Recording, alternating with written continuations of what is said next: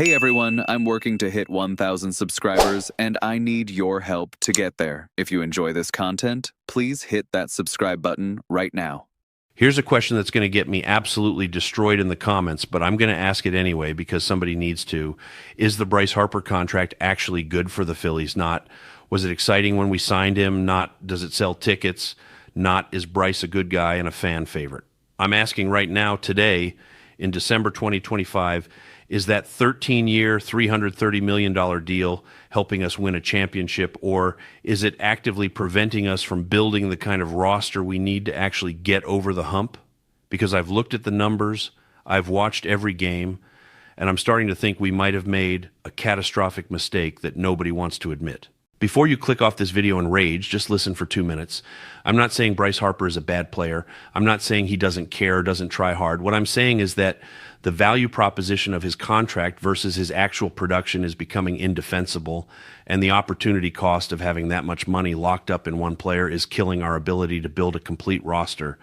And if we're being brutally honest with ourselves, which Phillies fans seem incapable of doing, when it comes to Bryce, we'd admit that this contract is looking worse with every passing season. Let's start with the basic numbers that everyone loves to ignore. Bryce is 32 years old right now. His contract runs through 2031, which means we're paying him until he's 39 years old. Do you understand how rare it is for position players to be productive at that age?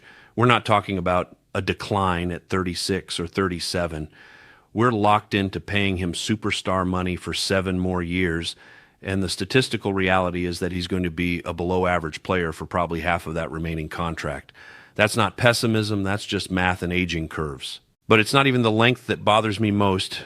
It's what we're getting right now for $27 million per year. Harper's a good hitter, I'll give him that. He puts up solid offensive numbers, but is he an elite, franchise-altering superstar worthy of being the highest paid position player in franchise history? Not even close.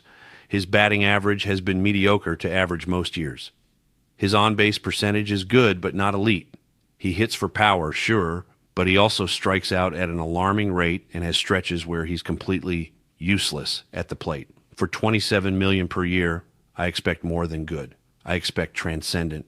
I expect MVP caliber production every single season, and that's not what we're getting. Now let's talk about defense, because this is where Harper fans really don't want to go. Bryce is a first baseman now, and that happened because his outfield defense became such a liability that we had no choice but to move him. His arm is gone. His range was never great to begin with. His instincts in the outfield were questionable at best. So now we've got $27 million per year playing the easiest defensive position in baseball, a position where replacement level players are readily available for league minimum. Think about that allocation of resources. We're paying elite money for a guy playing a position where defense barely matters and any warm body can be adequate. The injury history is another massive red flag that everyone wants to pretend doesn't exist. Bryce has missed significant time, multiple years during this contract. The Tommy John surgery, various other injuries, nagging problems that keep him out of the lineup. And here's the thing about injuries. They don't get better as you age. They accumulate, they become chronic. A 32-year-old body doesn't heal the way a 25-year-old body does. We're going to see more injuries, longer recovery times, and diminished performance when he does play. That's not speculation. That's basic human biology. And we're locked into paying him through all of it. But the real killer, the thing that should keep Phillies fans up at night, is the opportunity cost. That $27 million per year doesn't exist in a vacuum. It's money that could be going toward multiple impact players instead of one aging superstar. Think about what $27 million could buy you. That's a legitimate ace pitcher. That's 2 high-end relievers who could actually fix our bullpen. That's multiple quality role players who could provide depth.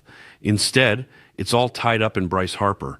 And when he's slumping or hurt or just not producing at an elite level, we have zero flexibility to address our weaknesses. Look at our roster construction right now.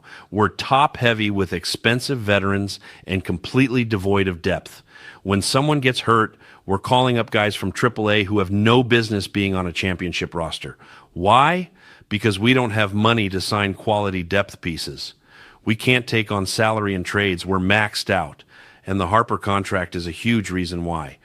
If we had that money to allocate more intelligently across the roster, we'd be a better team. That's not even debatable.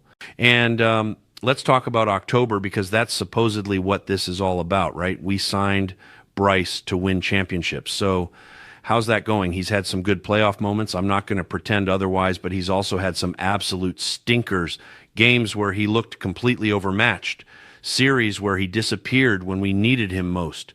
For a guy making his kind of money, for the face of the franchise, for the player we're building everything around, that's not acceptable.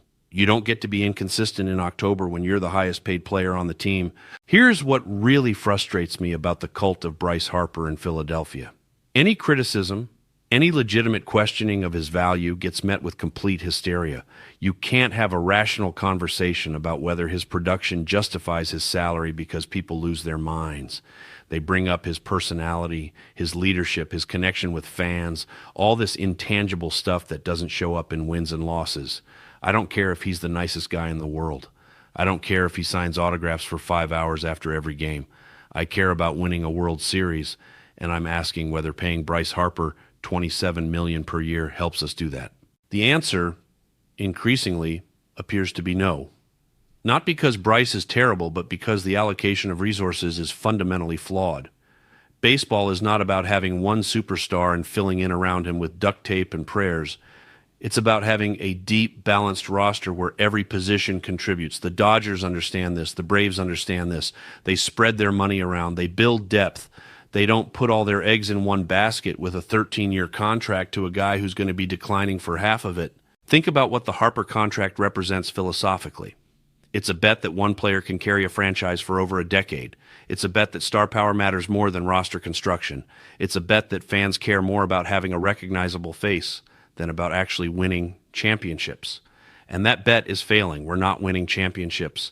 We're losing in the playoffs every year with this roster construction. And a huge part of why we can't fix the problems is because we're locked into these massive deals with no flexibility to improve. I want to be clear about something. If you could somehow take Bryce's production and get it for $15 million per year instead of 27, that would be fine.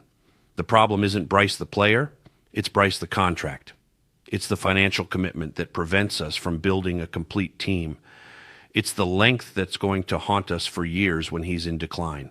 It's the opportunity cost of having that much salary tied up in one position when we have glaring holes everywhere else. And here's the scariest part. This contract is only going to look worse as time goes on. Right now, Bryce is still productive. He's still putting up decent numbers. But what happens in 3 years when he's 35 and clearly declining? What happens in 5 years when he can barely stay healthy? What happens in 7 years when he's a shell of himself but still owed $27 million? We're going to be completely hamstrung, unable to rebuild, unable to compete, stuck in mediocrity because we committed 13 years to a player based on what he did in his 20s. The Phillies had a choice when Bryce hit free agency. They could have built a deep, balanced roster with multiple quality players, or they could have gone all in on one superstar and hoped it would be enough. They chose the latter, and it's not working. 2 straight playoff failures prove it's not working. And the terrifying reality is that we're only 3 years into a 13-year deal, which means we've got 10 more years of this. 10 more years of being locked into a contract that prevents us from building a championship roster. 10 more years of watching other teams with better roster construction win while we sit at home in October. I know this take is going to make people furious. I know Phillies fans are emotionally invested in Bryce Harper being the savior. But at some point, we need to separate emotion from reality. We need to ask hard questions about whether this contract is helping or hurting. And if we're being honest, truly honest, the answer is becoming clearer every day. The Bryce Harper contract looked bad when we signed it. It looks worse now. And it's going to look catastrophic in 3 to 5 years when we're still stuck with it and still not winning championships.